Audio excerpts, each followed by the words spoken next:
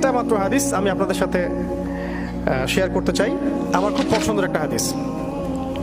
আল্লাহর কাছে দোয়া করে আল্লাহ পাক যেন আমাকে এবং আপনাদের সবাইকে হাদিসটার উপর আমল করার তৌফিক দান করেন এবং এই হাদিসটা প্রচার করার তৌফিক দান করেন। সহিহ মুসলিমের 9 নম্বর হাদিস আর মিশকাতুল মাসাবিহ যে বইটা আছে এই বইটার 2 নম্বর হাদিস। হাদিসটার নাম হচ্ছে হাদিসে জিবরিল। হাদিসে জিবরিল বা জিব্রাইল যেটা আপনারা বলেন। রাসূলুল্লাহ সাল্লাল্লাহু আলাইহি ওয়াসাল্লাম, আমরা নবীর নাম শুনলে দরুদ পড়ব, তিনি একদিন মসজিদে ঠিক এভাবে বসেছিলেন আর তার আশপাশে সাহাবায়ে কেরাম রাদিয়াল্লাহু আনহু এভাবে ঘিরে ধরেছিলেন। এমত অবস্থায় মসজিদে একজন ব্যক্তি প্রবেশ করলেন। আমি অল্প করে বলছি, শর্ট করে বলছি, অনেক লম্বা হাদিসটা। এমত অবস্থায় একজন ব্যক্তি মসজিদে প্রবেশ করলেন।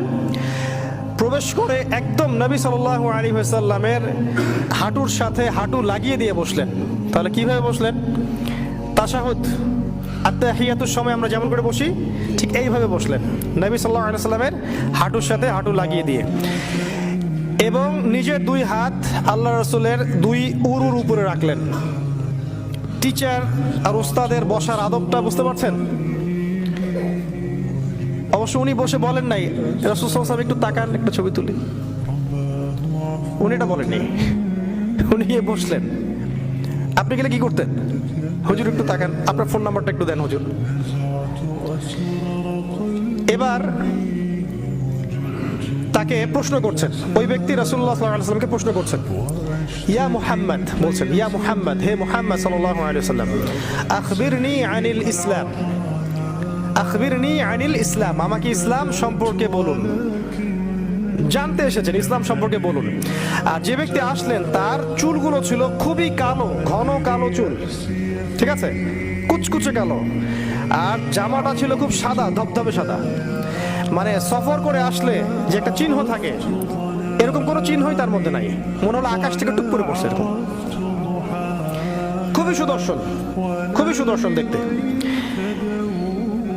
নবী সাল্লাল্লাহু আলাইহি ওয়াসাল্লাম বলছেন, উত্তর দিচ্ছেন যে আল ইসলাম, ইসলাম হচ্ছে, ইসলাম ধর্মটা হচ্ছে ইসলাম ধর্মটা হচ্ছে আন তাশহাদা আন লা ইলাহা ইল্লাল্লাহ ওয়া আন্না মুহাম্মাদান আবদুহু ওয়া রাসূলুহু। ইসলামের প্রথম বিষয়টা হচ্ছে তুমি আল্লাহ ছাড়া কারো ইবাদত করবে না এবং এই সাক্ষ্য দিবে যে আল্লাহ ছাড়া কোনো ইলাহ নাই আর মুহাম্মদ সাল্লাল্লাহু আলাইহি ওয়াসাল্লাম আল্লাহর বান্দা এবং রাসূল। এই সাক্ষ্যটাকে দিবে। মানে কি? মানে হচ্ছে তুমি আল্লাহর সাথে শিরিক করতে পারবে না।